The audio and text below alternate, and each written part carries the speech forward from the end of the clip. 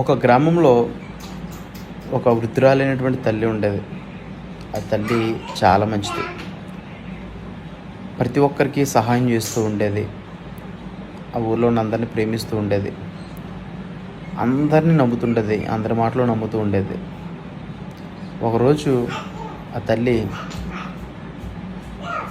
ఒక సముద్ర ప్రయాణం చేయవలసి వచ్చింది.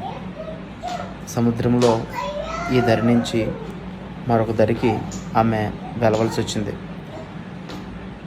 అన్ని రోజులు ఎవరికెవరికైతే ఆమె సహాయం చేసిందో, ఎవరినైతే అత్యధికంగా ప్రేమించిందో, ఎవరి మీద అయితే ఎక్కువ నమ్మకాన్ని ఉంచిందో వారందరినీ కూడా అడిగింది, బాబు, ఈ యొక్క సముద్రాన్ని దాటడానికి నాకు మీరు సహాయం చేయండి, నాకు కొద్దిగా మీ సహాయం ఇవ్వండి, నాతో పాటు మీరు రాండి, నా ఒక్కదాని వల్ల ఈ సముద్రాన్ని దాటడం సాధ్యం కాదు, ఈ నావను కొనసాగించడానికి నాతో మీరు ఎవరైనా రండి అంటే వారెవ్వరూ కూడా రాలేదు.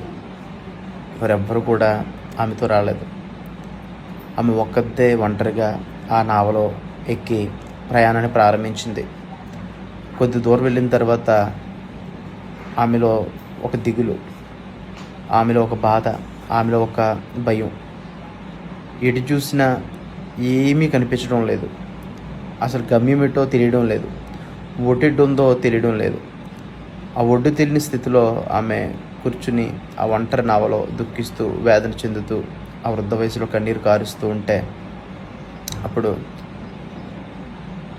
ఒకరు పక్కన మరొక ఓడలో ప్రయాణం అవుతూ వచ్చి ఆమె బాధను, ఆమె కష్టాన్ని చూచి, నేనున్నాను, నువ్వు భయపడకు, నేనున్నాను, నువ్వు వేదన చెందకు అని చెప్పి ఆమె చేయిని పట్టుకుని ఆ వాడలోంచి తన వాడలోనికి ఆమెను చేర్చుకుని అటు ఉన్నటువంటి ఆ ఒడ్డుకు తీసుకెళ్ళి ఆమెను చేర్చారు. ఆ స్థితిలో, ఆ పరిస్థితిలో ఆమె మాటలను, బాధని ఒక పాటగా పాడుతుంది. కష్టాల నావలోనా నే సాగిపోతుండగా, ఒడ్డు తెలియక నేను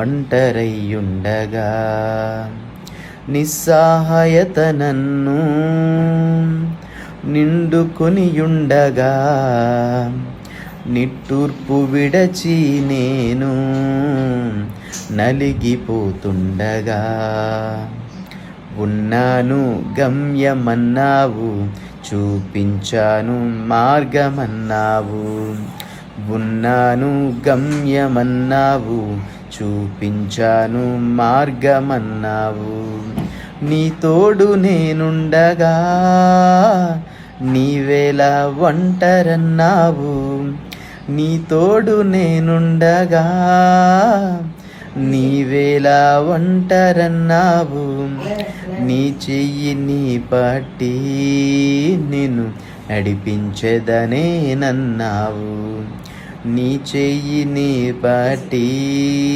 నిన్ను నడిపించెదనే నన్నావు, ఉన్నాను గమ్యమన్నావు, చూపించాను మార్గమన్నావు, ఉన్నాను గమ్యమన్నావు, చూపించాను మార్గమన్నావు, నీ తోడు నేనున్నగా నీకేల భయము అని మాట్లాడుతున్న ఆయన ఎవరో కాదు, మనం నమ్ముకుంటున్నటువంటి మన దేవుడే.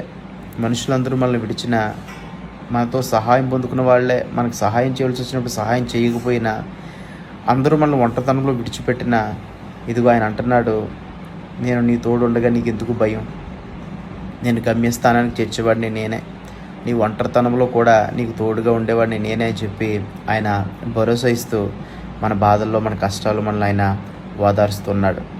అటువంటి గొప్ప దేవుడిని మనందరం కూడా కలిగి ఉన్నాం.